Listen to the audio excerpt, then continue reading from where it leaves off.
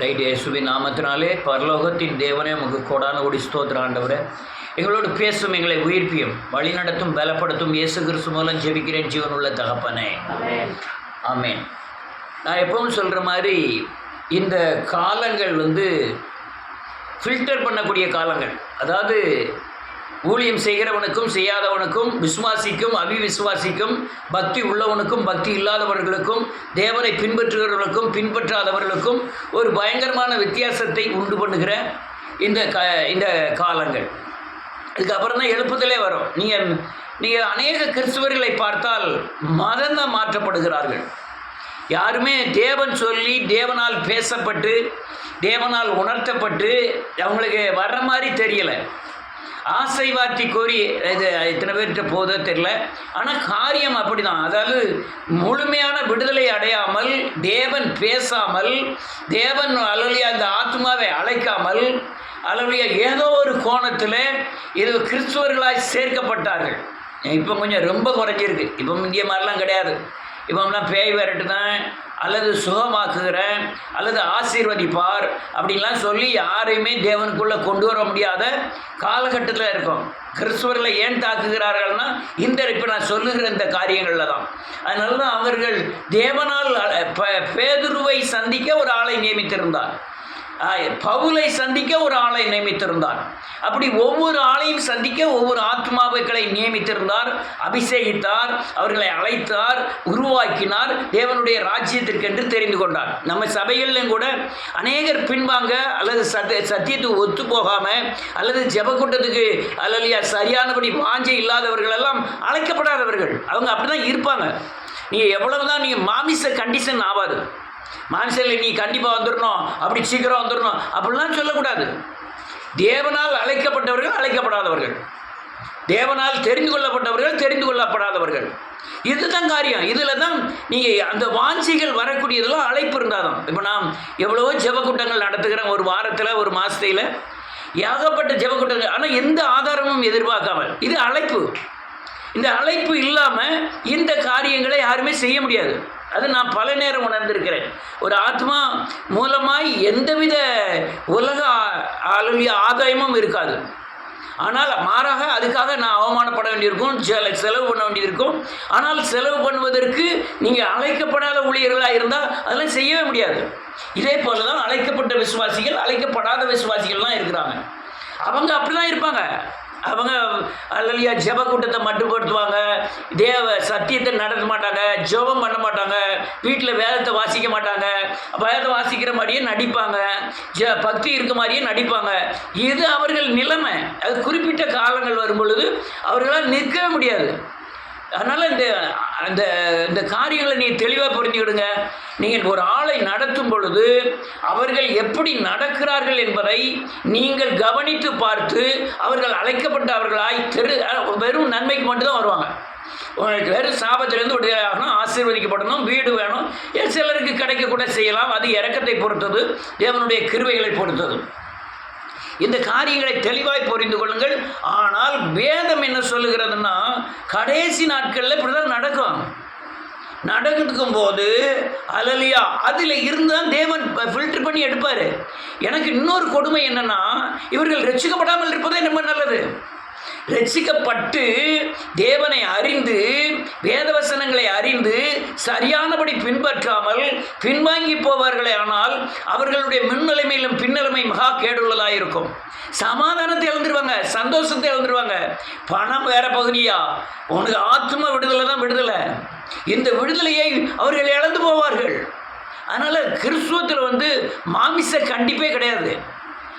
அந்த இத்தனை மணிக்கு வந்துடணும், இப்படி தான் நீ ஜெபம் பண்ணணும் அப்படிலாம் கண்டிப்பெல்லாம் கிடையாது. அதை நான் அங்கே குளர் இந்தியா சர்ச்சில் வச்சு சொன்னோம்னு நினைக்கிறேன். இதெல்லாம் அந்த கண்டிஷனே ஆகாது.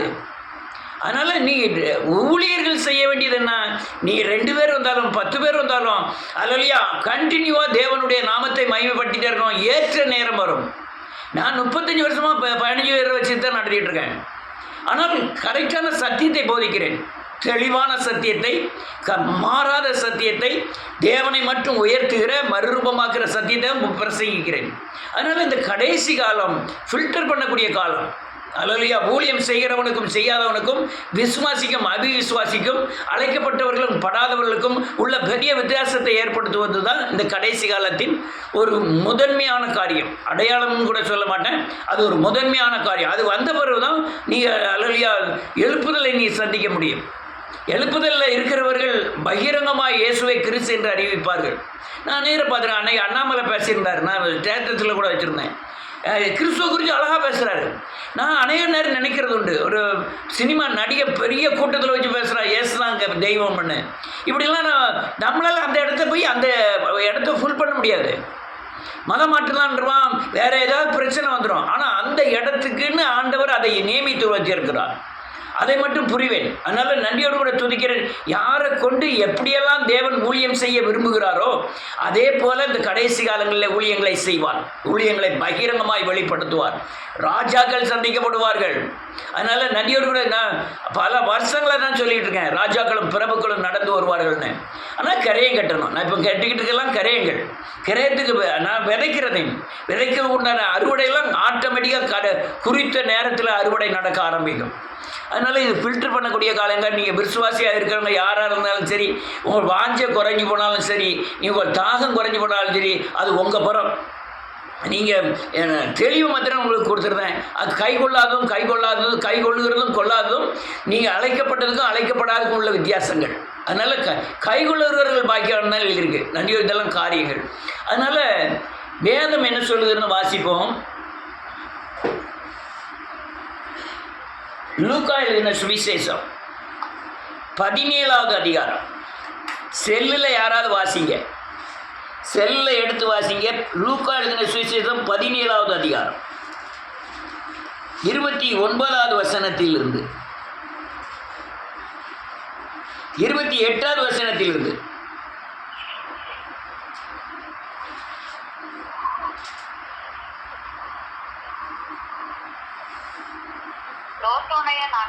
ஆமென். நடந்தது போலவும் நடக்கும். ஜனங்கள் புசித்தார்கள், கொண்டார்கள், விற்றார்கள், நட்டார்கள், கட்டினார்கள். இன்னும் வாசிக்கணும். நாம் இதை மாத்திரம் புரிஞ்சுக்கிடுங்க. எங்கே பார்த்தாலும் வீடு, எங்கே பார்த்தாலும் பிரியாணி கடை, எங்கே பார்த்தாலும் புரோட்டா சாப்பாடு, எங்கே பார்த்தாலும் சாப்பாட்டுக்கு முதலிடம். விடியெல்லாம் 5 மணிக்கும் சாப்பிட்டுக்கிட்டு இருக்கான், ராத்திரி 12 மணிக்கும் சாப்பிட்டுக்கிட்டு தான் இருக்கான். எங்கே பார்த்தாலும் சாப்பாட்டுக்கு மெயின் இடம். எங்கே பார்த்தாலும் வீடு கட்டணும். என்ன செஞ்சிடணும், இந்த உலகத்தில் வாழ்க்கையில் ஒரு வீட்டை பிடிச்சி கட்டிடணும், எப்படியாவது கார் வாங்கிடணும், எப்படியாவது. இது பயங்கரமான மேன்மை. ஒரு தாய் தகவனுக்கு ஒரு வேளை கஞ்சி கொடுக்காம கூட ஒரு மகனுக்கு ஒரு சரியான பலன் இல்லை. ஆனால் உலகத்தின் தேவைகள் ஏகப்பட்டது இருக்குது. அவன் அந்த அல்லேலூயா நன்றி. இந்த காரியங்கள் புசிக்க, குடிக்க, கட்ட இந்த காரியங்களை தான் பகிரங்கமாக இந்த நாட்களில் லோத்தின் காலத்தில் நடந்தது போல மனுஷகுமாரனாகிய இயேசு கிறிஸ்துவின் காலங்கள் இது. இயேசு கிறிஸ்துவின் பிறப்பிலிருந்து அவருடைய ரகசிய வருகை வரை அது இயேசுவின் காலங்கள். இந்த இயேசுவின் காலம் முடிவு பெறப்போகிறபடினாலே இந்த முடிவு போகிற காலங்களில் எதை கட்டுவோம், எதை நாட்டுவோம், எதை இடிப்போம், மக்கள் அலைகிறாங்க. ரொம்ப வேகமாக அலைதாங்க. எப்போ வேகம் ஓடிக்கிட்டே இருக்காங்க. எதுக்கு ஓடுறாங்கன்னா பணம், பதவி. இந்த அரசியல்வாதியெல்லாம் பாருங்கள், பதவிக்காட்டி எதுனாலும் செய்கிறான். அப்படி உலகத்தில் கட்டுவதற்காக பயங்கரமான போராட்டங்கள், பயங்கரமான ஓட்டங்கள், பிரயாசங்கள். இது லோத்தின் காலத்தில் இருந்தது. லோத்தின் காலத்தில் சோதோம் கொமோரால அல்லேலூயா பயங்கரமான வேசித்தனம் பண்ணினார்கள், விபச்சாரம் பண்ணினார்கள். அல்லேலூயா பயங்கரமாய் அல்லேலூயா ஓரின சேர்க்கையில் மூழ்கி இருந்தார்கள்.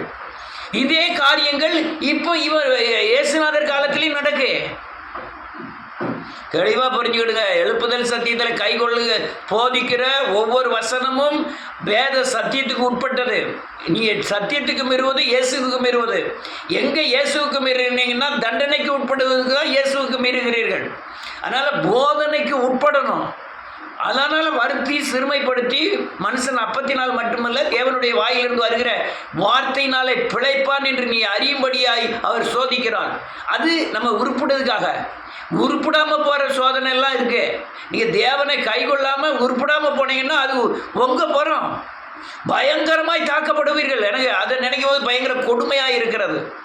இன்னைக்கு உலகத்தில் கிறிஸ்துவர்கள் இந்துக்களை காட்டிலும் இஸ்லாமியர்களை காட்டிலும் அதிகமாய் தாக்கப்படுகிறார்கள். நிறைய குடும்பத்தில் நான் பார்த்துக்கிட்டே இருக்கேன்.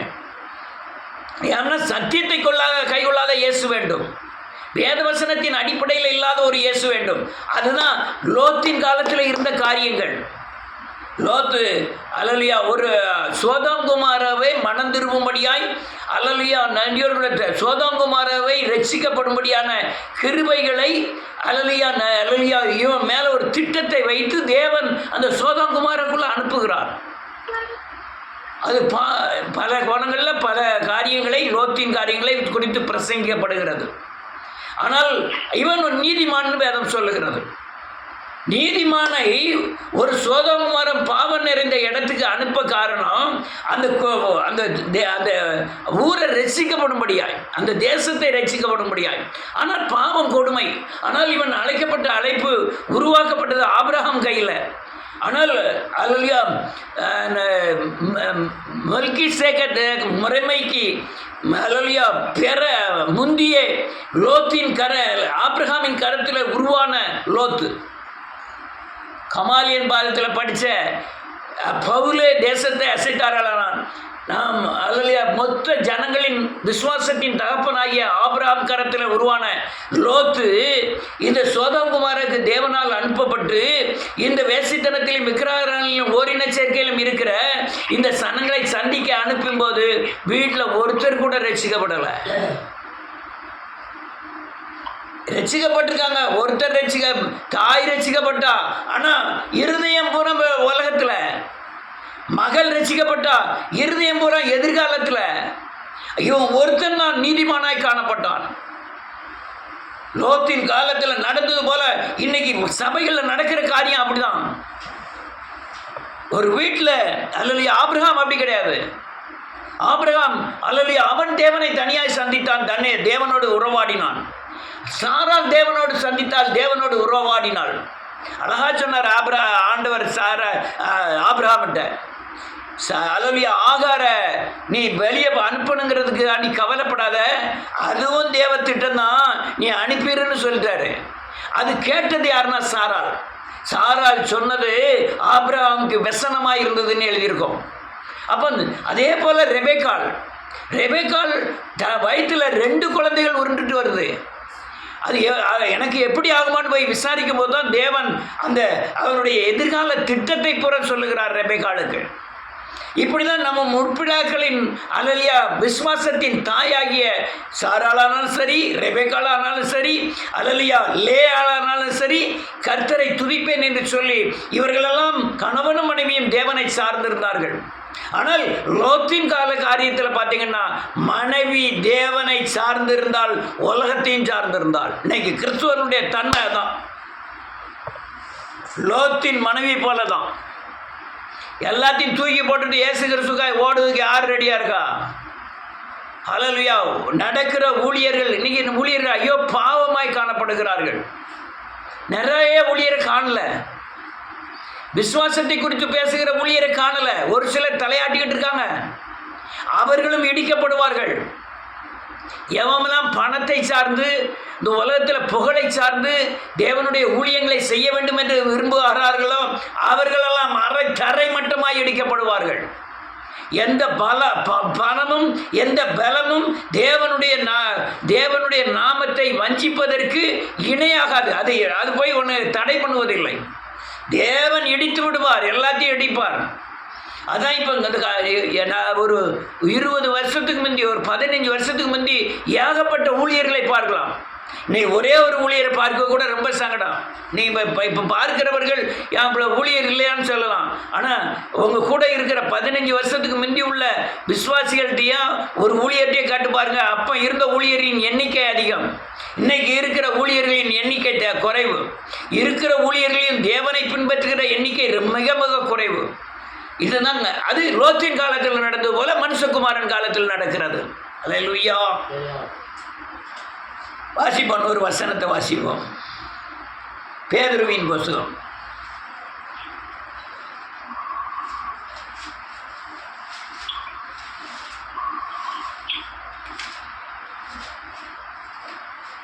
அல்லேலூயா.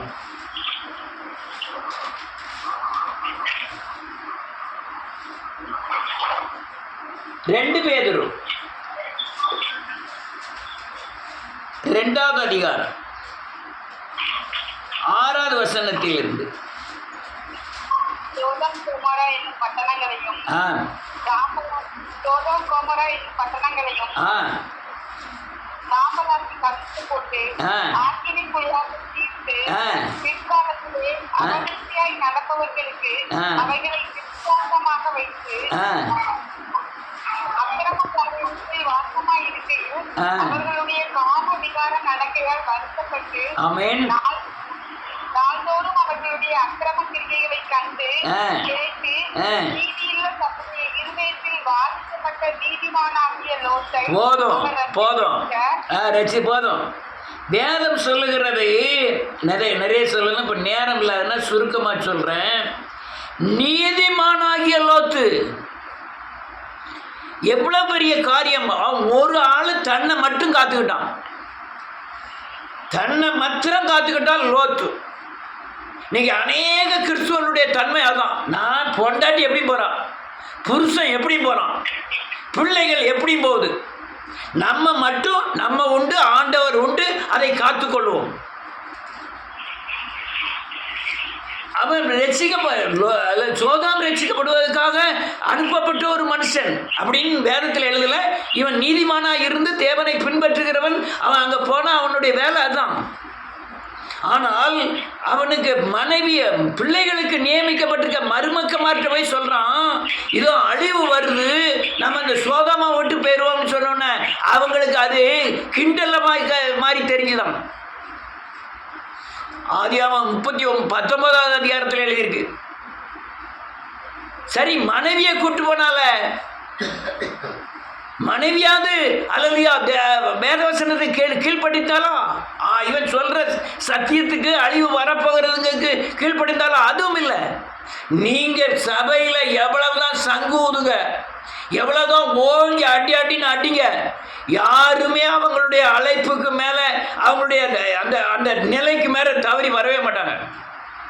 அவங்க இருக்கிற இடத்துல தான் இருப்பாங்க.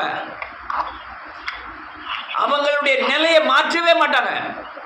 அதே போலதான் இவன் மனைவிட்ட போய் சொல்றான், அழிவு வரப்போது, நம்ம வேகமா போயிடுவோம் அப்படின்னோடனே அவ அப்பதான் தலையை சீக்கிட்டு நிற்கா, லிப்டிட் போட்டுக்கிட்டு இருக்கா. தாமதிக்கிறாள்னு வேதம் சொல்லுது. தாமதித்தபடினாலே தேவதூதன் அவர்களையும் அவர்கள் பிள்ளைகளையும் பிடிச்சு இழுத்து கொண்டு போய் வெளியே கொண்டு விடுறான்.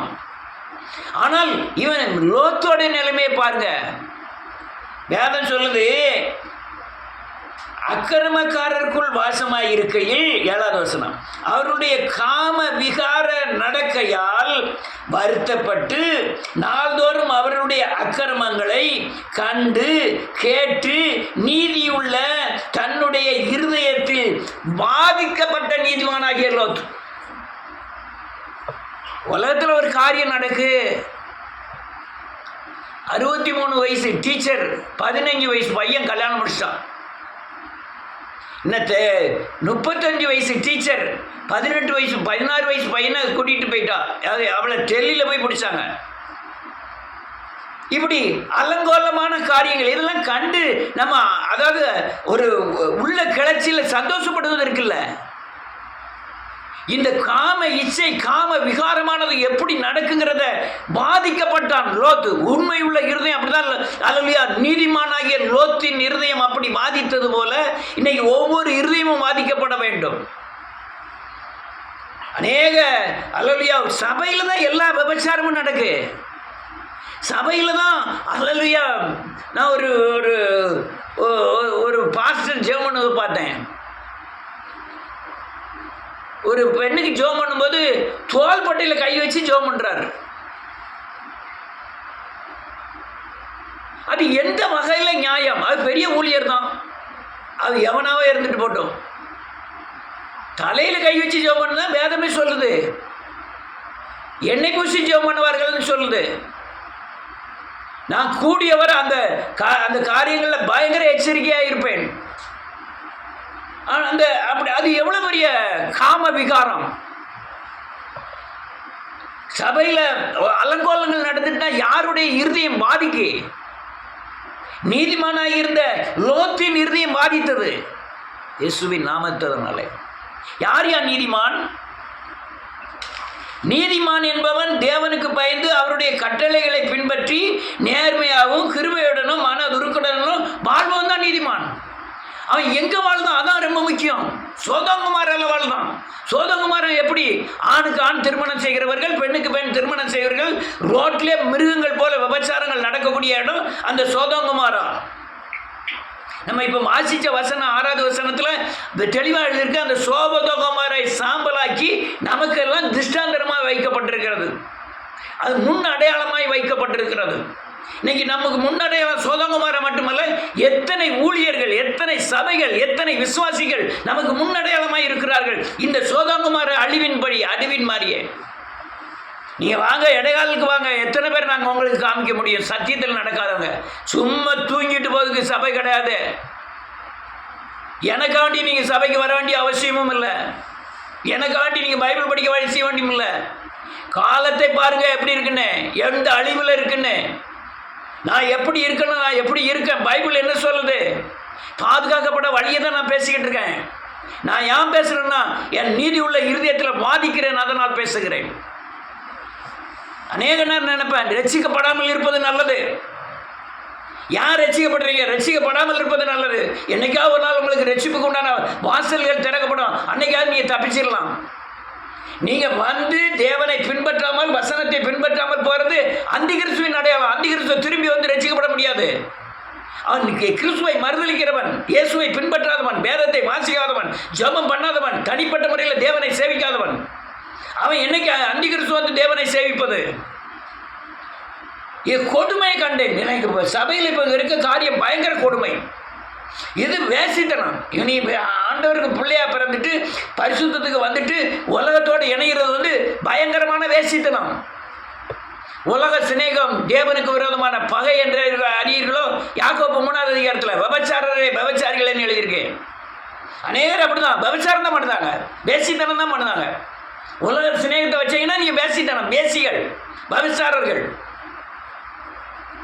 அழிவு நியமிக்கப்பட்டிருக்கு, மறந்துடாதீங்க. சோதோங்குமாரை நமக்கு அடையாளமாக இருக்கு. அக்கினியினாலே அழிக்கப்பட்டது, கந்தகத்தினாலே அழிக்கப்பட்டதுன்னு வேதம் சொல்லுகிறது. அதனால நீதிமானாகிய லோத்தின் இருதயம் பாதிக்கப்பட்டது. நீ உங்களுக்கு அப்படி பாதிச்சதுன்னா நீ சரியான பாதையில் போறீங்கன்னு அர்த்தம். அடுத்த இன்னொரு வசனத்தை வாசிப்போம். ஆதியாகமத்தின் புஸ்தகம்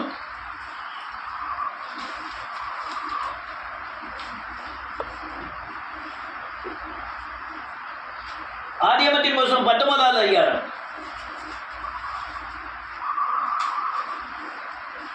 1-2.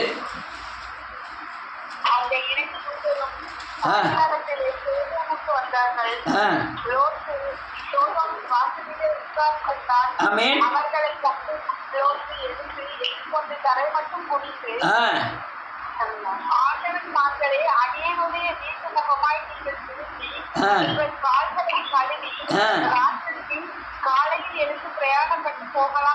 என்றான். போதும், இவன் பாதிக்கப்படுகிறான். அங்கே ஊருக்குள்ளே பார்த்தீங்கன்னா சாயங்காலம் கொட்டு அடித்து குழல் ஊதி எல்லாம் தண்ணி அடிச்சுட்டு ஒருத்தருக்கு ஒருத்தர் பயங்கரமான ஆணுக்கு ஆண் விபச்சாரம், பெண்ணுக்கு பெண் விபச்சாரங்கள். அங்கே ஒருத்தர் மனைவியை எடுத்துக்கொள்வது, ஒரு விருந்தாள் வந்து அவங்கள எடுத்துக்கொள்வது, அப்படியெல்லாம் அங்கே பயங்கரமாக உள்ள நடக்கு. உள்ள கோட்டை, சோதோங்குமாரை சுற்றி கோட்டைகள். கோட்டையில் 4 வாசல்கள் இருக்கும், 4 பகுதிக்கும். இவன் ஒரு வாசல்ல வந்து வெளியே உட்கார்ந்து அழுதுகிட்டு இருக்கான்.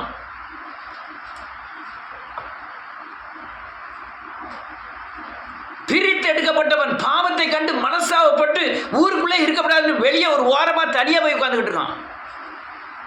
நான் ரசிக்கப்பட்ட புதுசுலாம் ஒரு பஸ் ஸ்டாண்டில் போய் பஸ் ஏறணும்னா பஸ் ஸ்டாண்டில் ஆளுக்க கூட நிற்க மாட்டேன். எது அவர் சாமுவேல்கிட்ட படித்த காரியங்கள். ஆளுக்கு கிட்டே நிற்க மாட்டேன், தூர தான் தனியாக போய் நிற்பேன். இந்த பிரித்தெடுக்கப்பட, அதாவது நமக்கும் அவனுக்கு என்ன வித்தியாசம்? அநேகரை இச்சை மேற்கொள்ளுகிறது, அநேகரை பணாசை மேற்கொள்ளுகிறது. பணாசையும் இச்சையும் வேசித்தனம் தான். நீ தேவனை நம்பலைன்னா பணத்தை நம்பி என்னைக்கு உன்னை உருப்பட வைக்க தேவன். பணம் எல்லாவற்றுக்கும் உதவும். ஆனால் தேவன் நம்பினா தான், தேவனுடைய கரத்தில் இருந்தால் உங்களுக்கு பணமே வெளியே வரணும். இந்த பூமியில் பணம் இல்லாமல் வாழ முடியும், தெரியுமா உங்களுக்கு? தேவ கிருபையினாலே பணம் இல்லாமல் வாழ முடியும். வேதம் தெளிவாக சொல்லுது. அவன் வெளியே வந்து உட்காந்துருக்கான் சோதோம மாறதுக்கு வெளியே, உள்ள பயங்கர அட்டகாசம் நடக்கு. நமக்கு அங்கே ஊருக்குள்ளேயும் ஜாதி, இந்த ஊர் நடமை எதுலையுமே நல்ல பங்கு பெற்றதே கிடையாது இன்னைக்கு வரையும். அதனால தான் ஜாதி இல்லைன்னு எல்லாம் பேச முடியுது. நானும் ஜாதிக்கு வரி கொடுத்துக்கிட்டு, ஜாதியில் சேர்ந்துக்கிட்டு, ஜாதியில் ஓடிக்கிட்டு இருந்தோம்னா ஜாதியை பற்றி நான் பேசவே முடியாது. பிரித்தெடுக்கப்பட்ட வாழ்க்கை. யார் பிரிஞ்சிருக்கா? பிரிந்தாலே பயம். ஐயா நம்ம அது யாரும் என்ன செஞ்சிருவாங்களோ வச்சுருவாங்களோ. ஒரு கட்சிக்காக எந்த முனைக்கும் போகிறான் ஒரு மனுஷன். ரோட்டில் அடிபட்டு தான் ஜெயிலுக்கு போகிறான். நேருவே 15 வருஷம் ஜெயிலில் இருந்திருக்கிறார். ஒவ்வொரு தலைவர்களும் அவங்கவுங்க கட்சிக்காக, பதவிக்காக, முதலமைச்சர் சீட்டுக்காக எத்தனையோ தடவை ஜெயிலுக்குள்ளே போயிட்டு வரோம். நான் ஏசுகிறதுக்காக அவன் எங்கென்னெல்லாம் அடிபடுதான். கருணாநிதிக்கு மட்டும் 3 தடவை ஆக்சிடெண்ட் ஆகிருக்கு. பட்ட கண்ணிலே பட்டிருக்கு. திரும்ப திரும்ப கண் ஆப்ரேஷன் பண்ண பிறகு அடுத்த ஆக்சிடெண்ட் அதே கண்ணில் பட்டிருக்கு. அவன் திரும்பி அந்த அந்த அந்த நோக்கத்தை, அவன் திட்டத்தை விடலை. காயப்படுதாங்க, ஒருத்தருக்கு ஒருத்தர் அடிக்கிறாங்க, சட்டசபையிலே அடிக்கிறாங்க. அல்லையா ட்ரம்மை பேசிக்கிட்டு இருக்கும்போதே சுட்டுட்டான். நல்லவேளை குடிஞ்சிட்டான், காதில் பட்டிருக்கோம். அவங்க எல்லாருமே கழுத்தில் இந்த இடத்துல குறி வச்சு தான் சுடுறாங்க. யோசிக்க கூட நேரம் இருக்காது, டக்குன்னு சொல்லி முடிச்சிருவான். அதில் என்னமோ எம்ஜிஆர் தப்பிச்சிட்டாரு. ரைட், இதெல்லாம் காரியங்கள். அல்லேலூயா. பிரித்தெடுக்கப்பட்ட வாழ்க்கை மட்டும்தான் நீதிமானாக இருக்க முடியும். நீதிமான் என்பவன் 7 தடவை விழுந்தாலே எழுந்திருப்பான். அவன் நித்திய அசியபாரம் உள்ளவன். அல்லேலூயா. நன்றியோடு அவன் ஆசீர்வதிக்கப்பட்டவன். நீதிமானாக இருந்து பாருங்க. நீதிமான் அல்லேலூயா கிருபை நிறைந்தவன். அவனுக்கு அழிவு கிடையாது, நித்திய ஜீவன் தான். ஆனால் நீங்கள் 4 பேரை தயார் பண்ணி 4 பேரை நீதிமானாக்கி 4 பேர் கூட நடந்தால் மட்டும்தான் சரியான பலத்தோடு ஓட முடியும். இங்கே வந்திருக்கிறது தேவதூதன். தேவதூதனே ஓரின சேர்க்கையில் சேர்க்கணும்னு நினைக்கிறாங்க மக்கள். வாசிக்கலாம்.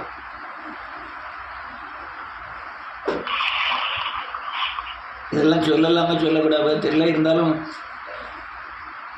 5வது வசனத்திலிருந்து 4வது வசனத்திலிருந்து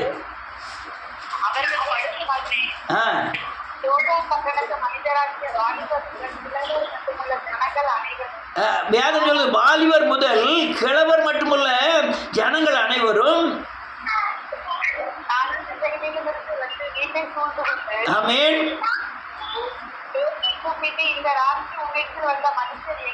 எங்கே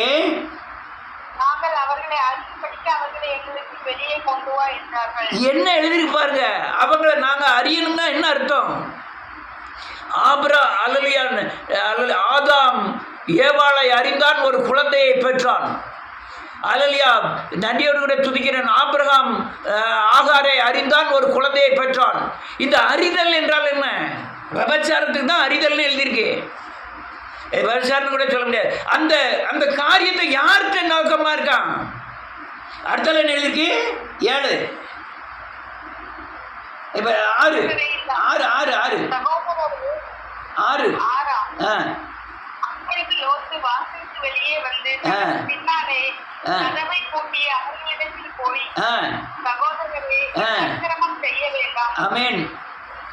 இதோ புருஷரை அறியாத 2 குமாரர்கள் எனக்கு உண்டு. அவர்களை உங்களுக்கு வெளியே கொண்டு வருகிறேன். அவர்களுக்கு உங்கள் இஷ்டப்படி செய்யுங்கள். இந்த புருஷர் கூரையின் நிலையில் வந்தபடியால் இவர்களுக்கு மாத்திரம் ஒன்றும் செய்ய வேண்டாம் என்றார். எவ்வளவு பெரிய கொடுமையை பாருங்க.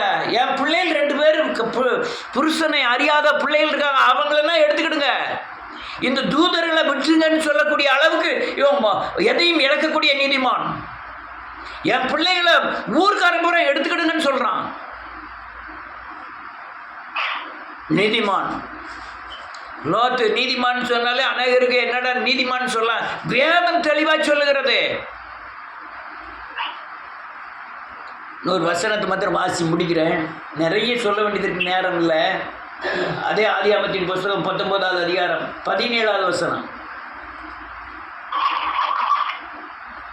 அவர்களை வெளியே கொண்டு போய் விட்ட பின்பு அவர், உன் ஜீவன் தப்ப ஓடி பாராதே, இந்த சமபூமிக்கு எங்கும் நில்லாதே, நீ அழியாத மலைக்கு ஓடிப்போ என்றார். ஆமென். இதுல ரட்சிக்கப்பட்டதே 4 பேர் தான். நீதிமானுடைய ரட்சிப்பு 4 பேர். லோத்து 1, லோத்து மனைவி 1, 2 பிள்ளைகள். 2 பிள்ளைகள். அல்லையா, எதிர்காலத்தை குறித்து பயம். நமக்கு அடுத்தால கணவர் இல்லையே, அடுத்தால நம்ம சந்ததி இல்லையே, நம்ம என்ன செய்யறதுன்னு நினைப்போடு ஓடுது. மனைவி எப்படி ஓடுதா, ஐயா நான் சோதங்குமாரில் வந்து இவ்வளோ ஆடுகள் மேய்ச்சி அவ்வளவு சம்பாத்தியங்கள் பண்ணி நான் பாலாடை கட்டி இருக்கு, தங்கம் இருக்கு, இதெல்லாம் தீயில எரிஞ்சுக்கிட்டு இருக்கேன், நான் இதெல்லாம் விட்டுட்டு போறேன்னு அப்படின்னு ஓடக்கூடிய ஓட்டம். பின்னிட்டு திரும்புதாங்க. அவன் சொன்னா பின்னிட்டு திரும்பாதேன்னு சொல்றான் தேவதூதர். ஆனால் இங்க 2 பேர் 4 பேர் ஓடுனதுல 2 பேர் இச்சையை பார்க்கிறார்கள், ஒரு ஆளு அல்லலியா உலகத்தை பார்க்கிறார். லோத் மட்டும்தான் அல்லலியா தேவனை பார்க்கிறார். எத்தனை கிறிஸ்தவர்கள் பின்னிட்டு திரும்பி ஓடிக்கிட்டு இருக்காங்க. என்ன நீ ஓடுறதே எதுக்கு ஓடுறான்? பணம், வீடு, சுகமாக வாழணும். நான் வேதத்தை பின்பற்ற மாட்டேன், இயேசுவை பின்பற்ற மாட்டேன், வேதத்தை வாசிக்க மாட்டேன், ஜெபம் பண்ண மாட்டேன். என்னைய கர்த்தர் பயங்கரமாக ஆசீர்வதிச்சிடணும், என் பக்கத்தில் இருந்தே கர்த்தர் பார்க்கணும், நோய் வந்துடப்படாது, எனக்கு சாவு வந்துடப்படாது, என் பிள்ளைகளை இது எந்த வகையில் நியாயமாகும்? நீ என் அல்லலியா என் வார்த்தைகளை விட்டு அவன் பிள்ளைகளை நான் விட்டுருவேன்ல வேதம் சொல்லுது. நீ வசனத்தை விட்டுட்டேன்னா அவன் பிள்ளைகளை விட்டுருவேன், அப்படிதான் வேதம் சொல்லுது. ஆனால் பின்பற்றாத ஒரு இயேசு தேவை. இங்க 4 பேர் ஒன்றும் இல்லை, 2 ஒருத்தன் தான் பின்பற்றுதான். வாசிக்கலாம் 23வது வசனம்.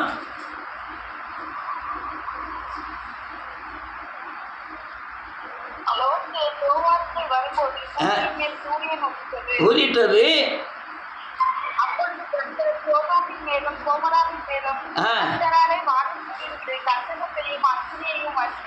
வர்ஷிக்க பண்ணி அந்த பட்டணங்களையும் அந்த சமபூமி அனைத்தையும் அந்த பட்டணங்களின் எல்லா குடிகளையும் பயிரையும் அழித்து போட்டார். ஆமென்.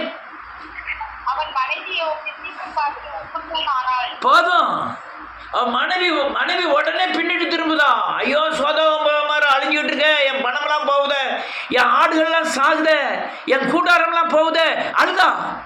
திரும்பி பார்க்கா, உலகத்திற்கு உப்பாக இருப்பீர்கள்னு இயேசு சொன்னார். இங்கே உப்பு தூணாய் மாறிட்டான்.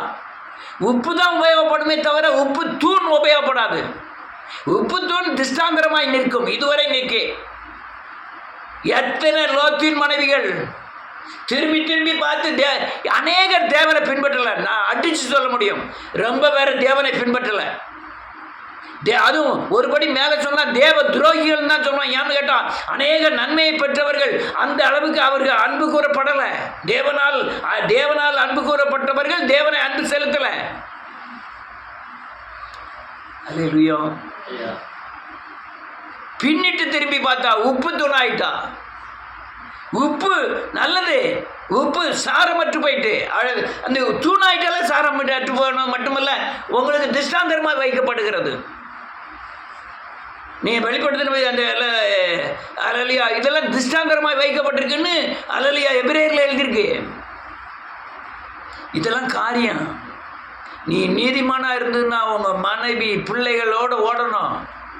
நீதிமானா இருந்தா அல்லேலூயா உங்க இருதயத்தில் வாதிக்கணும். ஐயோ கிறிஸ்தவர்கள் இப்படி இருக்கிறாங்களே, வேதக்காரங்க இப்படி இருக்காங்களே, பாவிகள் இப்படிலாம் செய்கிறாங்களே அப்படின்னு அல்லேலூயா இருதயத்தில் வாதிக்கணும், பிரிக்கப்படணும். அதோட அவங்க இருதயத்தோடு உங்க இருதயம் ஒட்டக்கூடாது, உலகத்தோடு நீங்கள் ஒட்டக்கூடாது, பின்னால் திரும்பியே பார்க்கக்கூடாது, தேவனை நோக்கி ஓடிக்கிட்டே இருக்க வேண்டியதான். அநேகர் இல்லை, நீதிமான் ஓட்டம் அப்படி தான் இருக்கும். லோத்து மட்டும்தான் தப்பிச்சான். அதுக்கப்புறம் இன்னொரு வசனத்தை வாசிக்க வேண்டாம். வேற உலகத்தில் ஆண்களே இல்லைன்னு சொல்லி தகப்பனோடு இணைந்து 2 பிள்ளைகளை பெருக்கிறார்கள். அவங்க மோவாபியரும் அம்மன் புத்திரரும் கடைசி வரையும் கிறிஸ்துவ ஜனங்களுக்கு இஸ்ரவேலர்களுக்கு பயங்கர எதிரியாக தான் இருந்தாங்களே தவிர ஒரு காலம் அவங்க சேரவே இல்லை. ஆனால் நன்றியோடு கூட துதிக்கிறேன், லோத்து மட்டும்தான் தப்பிச்சது. அதனால் நீதிமானாகிய லோத்துன்னு எழுதப்பட்டிருக்கு. நீங்களும் பின்னிட்டு திரும்பாதீர்கள், நீங்களும் அல்லேலூயா பிரித்தெடுக்கப்பட்ட மாதிரி ஒட்டாமல் வாழுங்கள். இங்கே இந்த உலகத்தில் நடக்கிற கேடுபாடுகளை கண்டு கேட்டு உங்கள் நீதி உள்ள இருதயத்தில் வாதிக்கணும். இப்படிலாம் நடக்கணும். நான் அநேக கிறிஸ்தவர்கள் நடக்கிறத பார்த்தே ரொம்ப வாதித்து இருக்கிறேன். இப்படிலாம் நடக்காங்களே, இப்படிலாம் சாகுறாங்களா மக்கள் அப்படின்னு சொல்லி. அதனால் உங்கள் நீதி உள்ள இருதயத்தில் வாதித்து கர்த்தருக்காக எழும்பி